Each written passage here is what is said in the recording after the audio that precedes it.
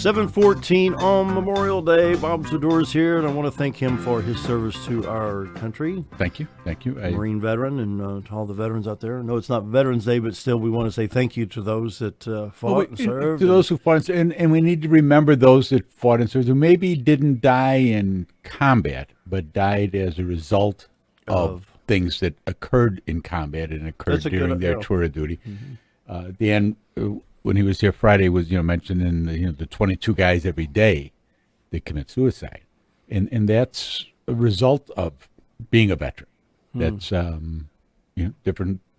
Everybody handles this stuff differently than the guy next to him. Two guys will go through the same experience, and both will come out of the rabbit hole and go different directions.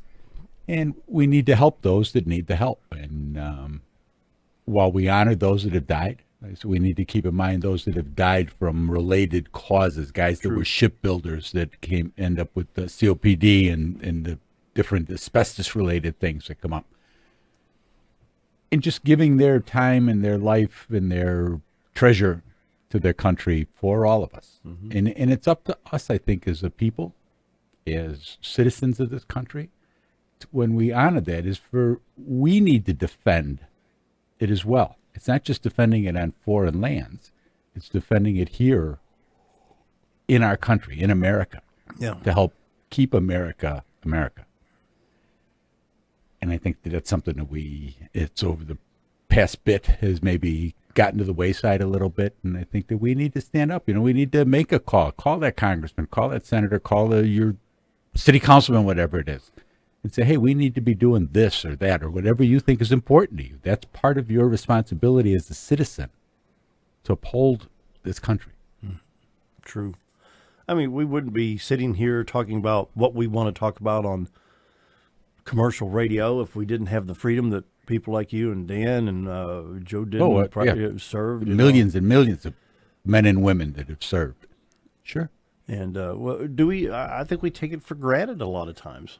Oh, without a doubt, especially now with the volunteer army. It's not, the military is just, I think they're seen more as employees than as the patriots and it's seen for the good that they do for the country in any number of things. I mean, when the floods in Texas, the guys fly in helicopters to go in to rescue people. That's our military, whether they're in the National Guard or whatever branch and, whatever sub-branch and this and that goes on. They're all part of the military, and they need to be recognized for that and appreciated for that. Mm-hmm. Yeah. And I was looking on, I think it was Facebook. They had some pictures, some folks decorating the grave sites of some Civil War veterans in Arkansas, and I didn't realize. Wow, some of those. Wow, they've got some very nice preserved cemetery lots and that was how it started. Parts of Arkansas. It started after the Civil War, sure. Decoration Day, and that was the whole thing was to go on to honor them, and spring with the flowers coming up and everything. You were able to put that in, and I was talking to my ma yesterday, and she went to my stepfather's grave, and she put 8 flags on there. She says, because I know he wouldn't want the flowers, so she put little flags on his grave, and to honor him as well. And I said, well, that's.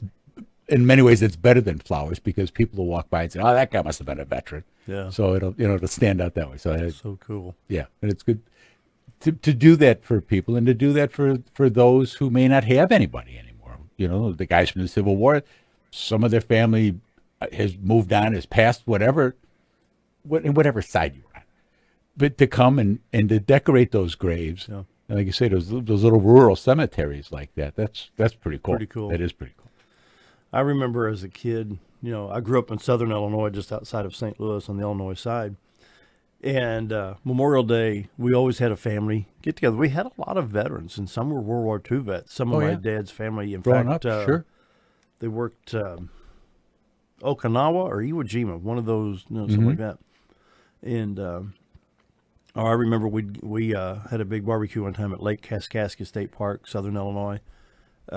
Most generally, my grandparents, when we lived in St. Clair County, had a huge backyard. always had that cookout on Memorial Day, you know. But I was always taught what it was about. Right. So I never grew up those not guys understanding. Right, and those guys were giving you firsthand. And they talked about it very little. Mikey spoke very, very little of the war. And he's got a Silver Star, and he was a corpsman, and he went through all the things that the greatest generation went through, and never complained. Never, these World War II guys, they never say nothing about it.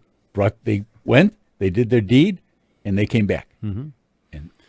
And I even remember I was a little bitty guy, and me and my dad were going into town one day for charcoal or something, and it was going to be hard to find because back in them days, everybody closed for the holiday. Oh, yeah. Memorial Day, 4th of July, Veterans Day, it was shut down. You could barely buy they were a gas. holiday. They weren't a sale day. Yeah, right.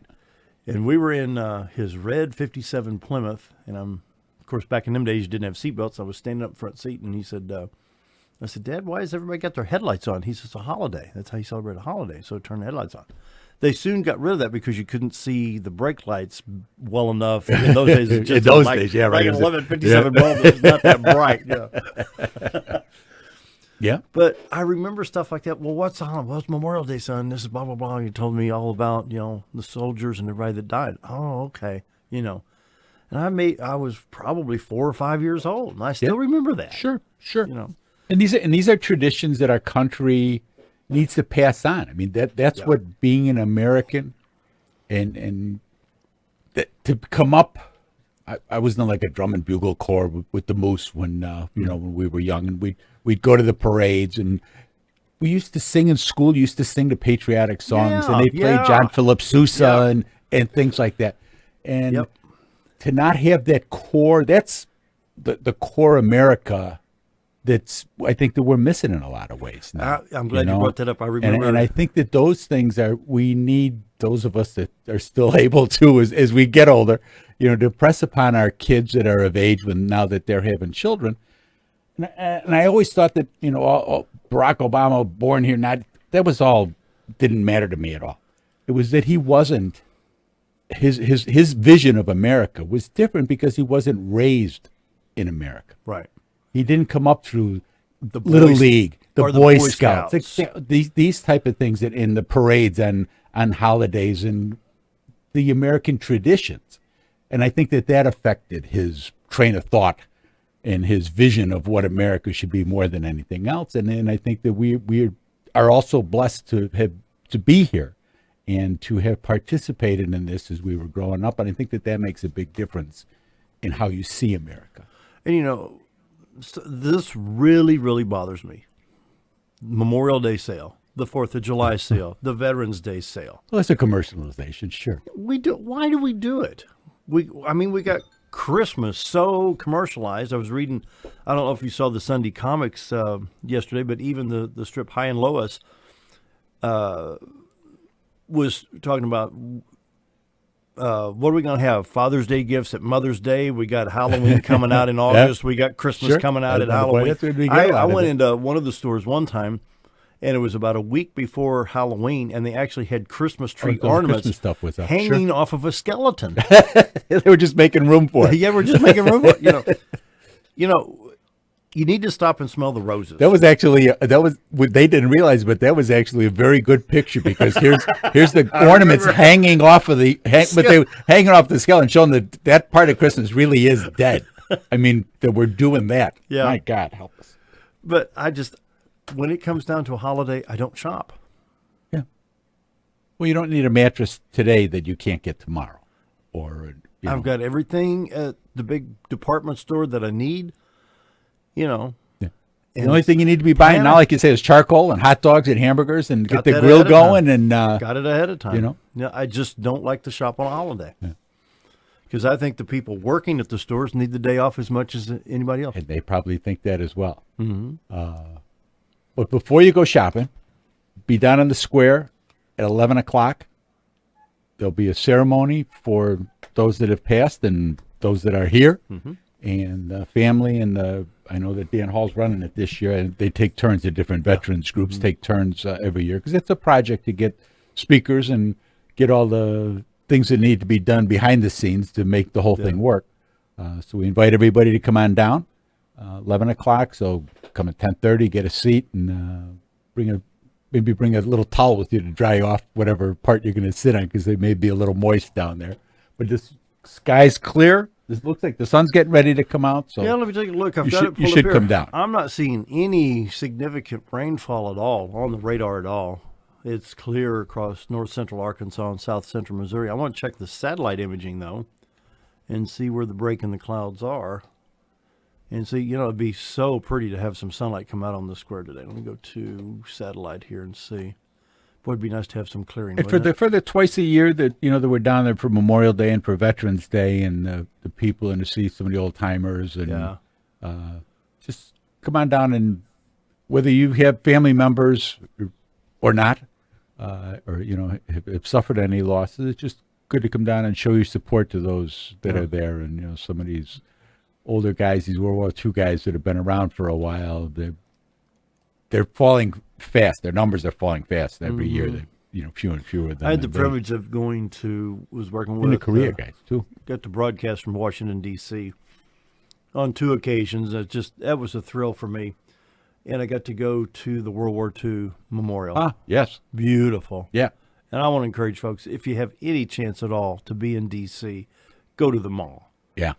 I mean, we walked that entire area. I literally, we were at the Lincoln Memorial. Of course, Glenn Beck had his big program there at the Lincoln Memorial. And then from that point, I walked across to Arlington, got to see where President Kennedy was buried, and got to see a lot of that stuff. But then there in the mall, got to go to the World War II Memorial. Wow. Yeah. You got the Atlantic and Pacific theaters and every state represented. Well, in the freedom flights that they've used to help, help some of these guys get there, and for some of them, just to be able to get out and realize, they had big parades and whatnot. But like I say, they went out, they did the deed, they came back home, and that was it. They made America the country that we have been, and brought the reason that the suburbs and the manufacturing and all of the middle class that came up after the war was those guys and girls that were out there in the 40s and made the 50s and the 60s the great country that we are. Then the Vietnam Wall. Oh my goodness. Yeah. Let me tell you, you can't walk past that without a tear in your eye. Yeah. I mean, it chokes me up just to think about people standing there with a piece of paper and a lead pencil. Yeah. And engraving. Sketching them back out. Sketching the names back out. Yeah. Arlington Cemetery. Unbelievable.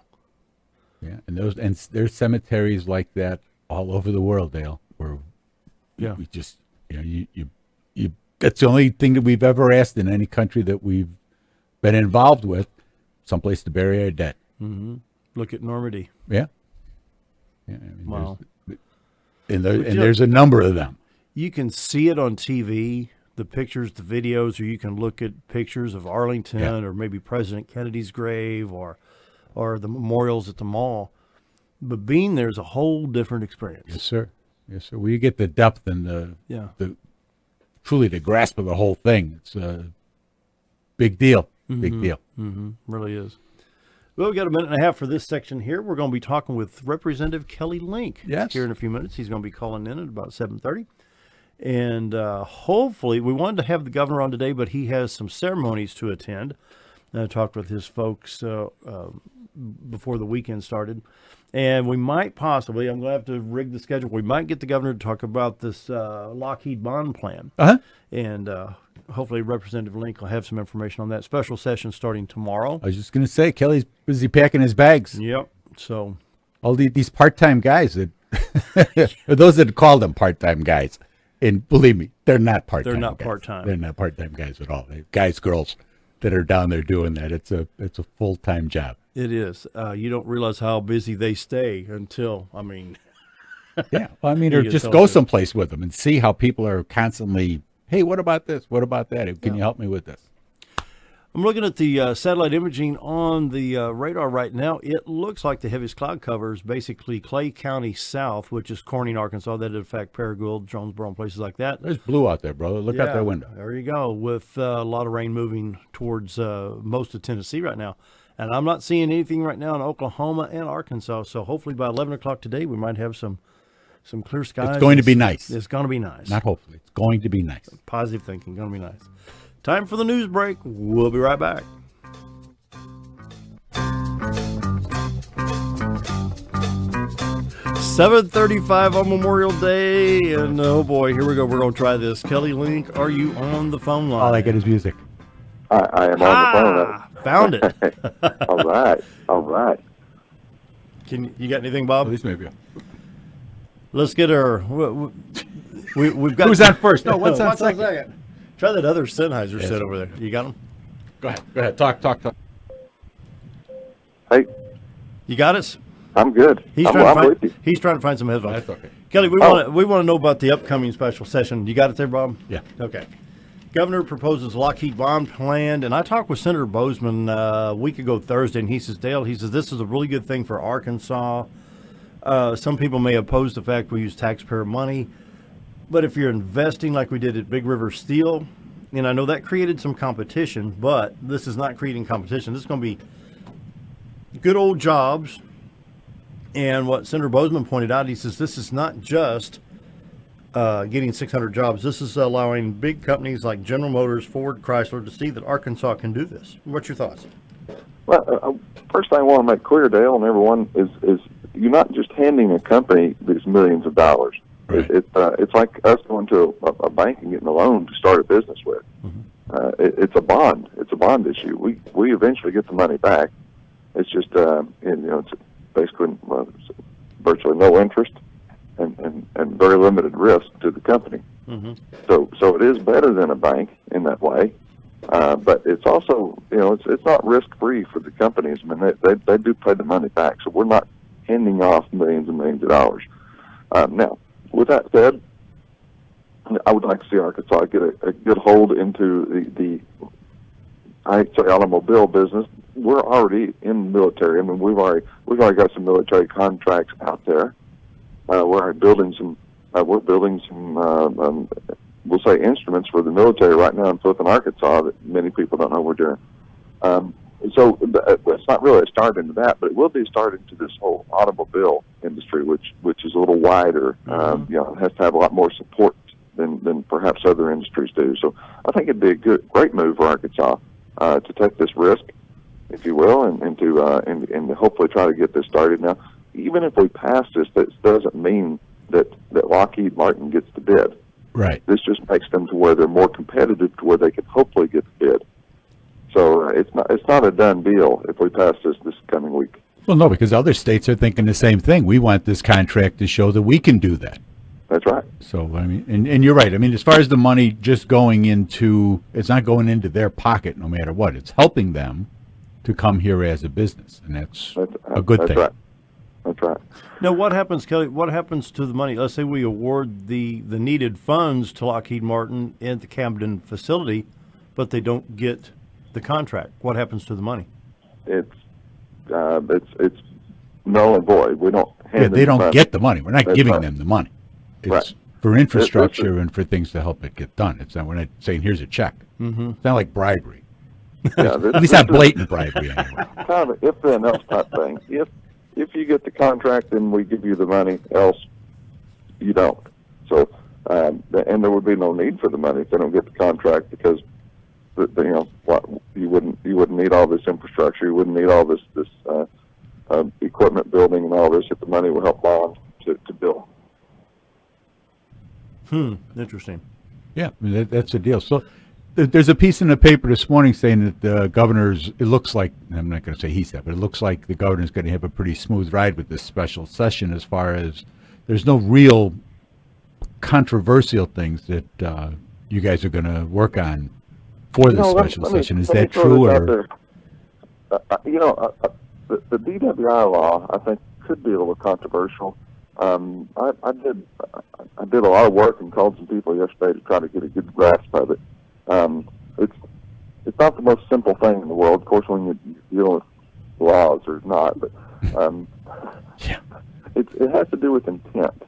If someone gets behind the wheel of a car intoxicated in the state of Arkansas, where our law used to lie, which was under the Division of Transportation, I believe that's correct, then it was automatically assumed that they had the intent to drive intoxicated. We moved the law into basically the criminal section of our code, however many years ago, I'm not sure how many. In the criminal section, you have to prove intent. And that's where the whole idea of, sometimes people, they will claim or maybe even proven mentally insane on perhaps a murder. And so it's impossible, if they're mentally insane, to prosecute them for first-degree murder because you can't say that they had intent to kill this person because they can't prove intent if they're insane. So by moving this DWI law to the criminal side of the law, then by theory, you would have an officer or the courts would have to prove that if I got behind the wheel of the vehicle drunk, then I had intent to drive drunk. And so you come back and say, look, I was so drunk, I didn't have intent to do anything. I didn't know what I was doing. I can't be held responsible. And so as we throw in more narcotics, and as we throw in more, even prescription narcotics into the mix, the Supreme Court actually ruled this over Ambien. A person was way, we'll say, high on Ambien. Impaired. And said, I had no idea that this medicine was going to do this to me. I had no intent of driving impaired. And because it was on the criminal side of the court instead of back in the transportation where it used to be, then we have the issue of, we have to prove intent. So this, I'm not sure what the language even says yet. I've not seen the actual bill, but that's the idea is cleaning this up. Now, they say there's a threat that if we don't do this, then we could lose federal highway funding. And I'm not sure about that. I think that may be a little bit chicken little, but it may come at a later time. It still needs cleaned up. The law needs cleaned up, so I think we'll do it. But it's just not as simple and cut and dried and as it may be intended, or as the governor may think, because we need to look and see exactly how this is going to be done.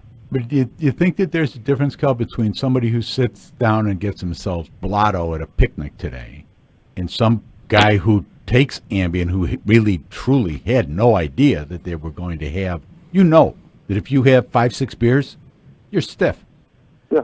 If you take Ambien for a prescription for whatever reason of smoking, I think is what mostly it's for, that if you do that, and you may not realize. Now, they tell you that there's side effects, and you need to be aware, but you didn't realize. I don't know that we're doing apples and apples here.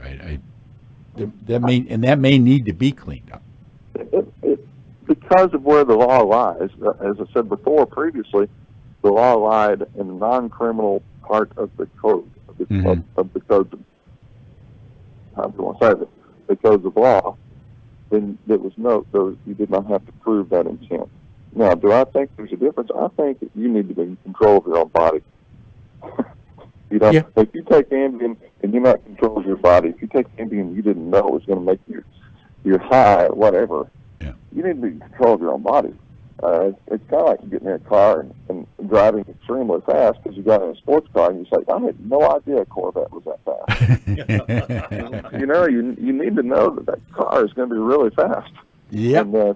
So I do think that I don't think you should have to prove intent in a court just because you took a prescription drug that you didn't know was going to do this. You need to find out what it's going to do before you operate a vehicle and put other people's lives and children's lives at risk. I think it's the right thing to do. I do believe that the court should not have to prove intent on a DUI or DWI. But still, the responsibility with anything is with me. It starts with me. Yep. That's right. So now I'm a teetotaler, but let's say that somebody has a drink. Blood pressure medicine. I mean, there's any number of it. You've got to have some common sense. When I was ill and on some medications, you need to drive because I'm not sure what the full effects of this medicine will be. Okay. Yeah. And after you take it for a couple of weeks or a few days or maybe even once, now you have an idea of what's going to happen. You have an idea if you take this medicine, it's going to not make you so drowsy. It's going to alter your consciousness. Yes, and that's what it is. It's driving while impaired, not necessarily intoxicated, but driving while impaired. And that's what it is. It impairs your judgment when you're driving, and that's when things go badly for you. That's right. And so, it's responsibility on our part, whether you want to partake of an alcoholic beverage or not. You got to be responsible. I mean, when you listen to some of the baseball broadcasts, Budweiser's running all kinds of, For sure. Be aware of what you're doing. Yes, if you're going to go to a friend's house for the barbecue and have a few drinks, either stay there or get your designated driver. It's common sense. It is. It is. I guess we're also going to look at whether we want to use the word streamlining government or downsizing government or consolidating. Or, we're going to look at moving some smaller departments into the management of larger departments. And so far, the ones I've looked at, I don't have a problem with. I want to, of course, hear the testimony, and I want to read the bill itself. Sure. But right now, I don't have a problem with the consolidation of those departments, like Department of Rural Services would go under economic development, which would eliminate the need for a director head, for one. Yeah. And now you don't have a separate budget for supplies and a separate budget for printing, copying, all these minor things which add up. So that one makes sense to me. The building authority, Arkansas Building Authority, will go under Department of Finance and Admin. The building authority does a lot of the permitting processes. Number one. Number two, it looks at bids. Let's say that there's a chemical spill, diesel spill at a gas station. You would think the Arkansas Department of Environmental Quality, ADEQ, would be the one that would take the bids from companies across the state on who could clean this up and do the right job for Arkansas and get that done.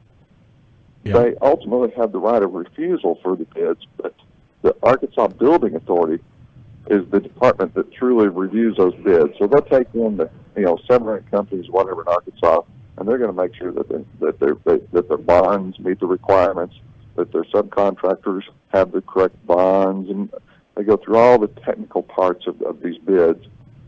And then they hand the bids over to the Department of Environmental Quality and say, here's the company that looks the best, that meets everything, has the pricing right. So I think it does belong in the Department of Finance and Admin, because they're really overseeing money, if you will, for the state of Arkansas and controlling costs. And I really didn't know that until, of course, like so many things, I didn't know until I got elected. Right. But I didn't realize the building authority. I just thought they, went and looked at buildings.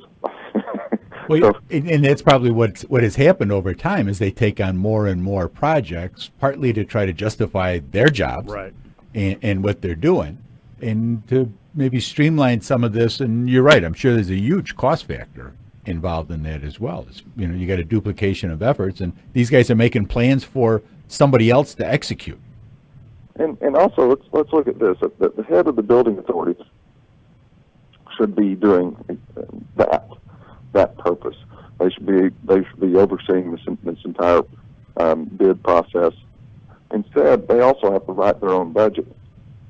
So now, when you hire someone without them being streamlined, without them being consolidated, you need a person that's experienced in writing budgets for state agencies. Oh yeah.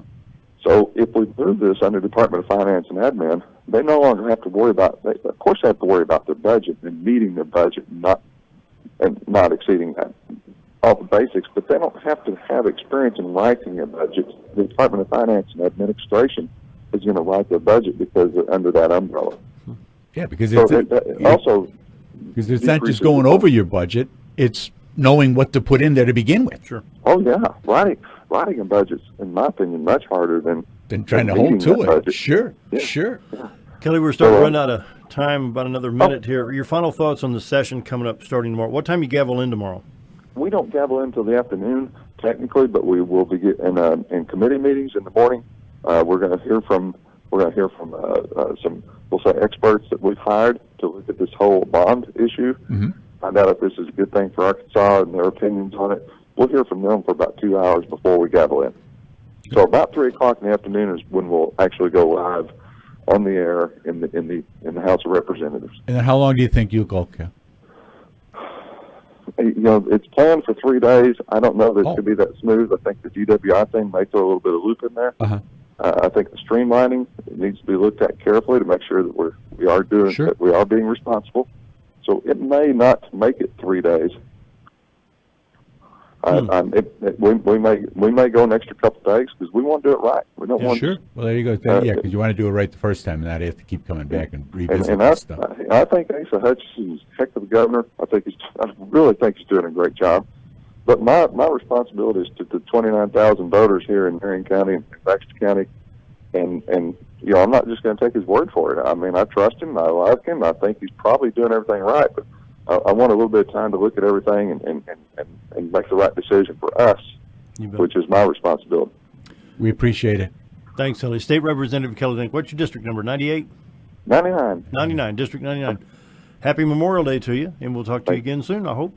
See y'all. Thanks, Thanks, Kel. Kelley. Time for a break. Be right back. 7:54. The sun is trying hard. It's going to be a nice day, bro. Be nice out. I think I'll go to Fayetteville, see my son. Well, that'd be a good trip. That's a fun That'd be a drive. good trip. Yeah. Yep. Take my time. Speed limit or less. That's stay to the right. If I hold up traffic, I'm gonna pull over, let Stay them by. to the right. That's you right. know. When you're driving and you say, "Oh my God, look at this! There's no traffic." Look in your mirror. Look in the mirror. Look in the mirror. Yeah. So. And we want to welcome all of our visitors to the Twin Lakes area. Yes, indeed. Yeah, Yes, we hope you indeed. enjoy it. I wish the weather was better. We needed some rain. Well, they had a couple of good days. We were at the boat. The lakes were great. We were out Saturday for a while, and beautiful. A little rainy yesterday, but that's okay. They'll come down. They'll get a taste of what we have here, and Come on back down July 4th. red, white, and blue. Come for that. Red, white, and blue the week before. A great Yeah, that's a week whole before. week, That's yeah. a whole. The You know, whole that's week a at the great end of- weekend yeah. to come down. The fireworks and all the different events that go on for the red, white, and blue. Just spectacular. We have a lot of good restaurants and shopping Oh, yeah. and churches, clubs, civic activities, whatever. Come join the fun. A great place to be. Well, it really is. You know, and It is. we get people that come in on the webpage and they follow the events.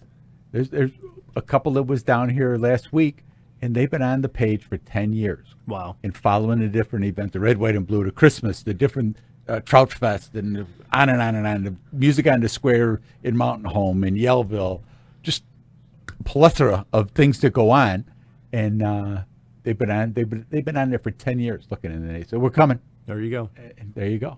You know. Once again, happy Memorial Day. Remember those that paid the ultimate price for this freedom we enjoy today and forever. Yes, indeed. And hope you enjoy the Twin Lakes area, whether you're in northern Arkansas, south central Missouri. Have fun. Be safe. And Linda's got all this stuff on retiredarkansas.net. She's got all that information on there, and take a look. And for all your real estate needs, Bob and Linda Zdora, give your phone number real quick. 870-405-0793. Give my honey a call and get you going. We'll see you tomorrow. Have a great Memorial Day, everybody.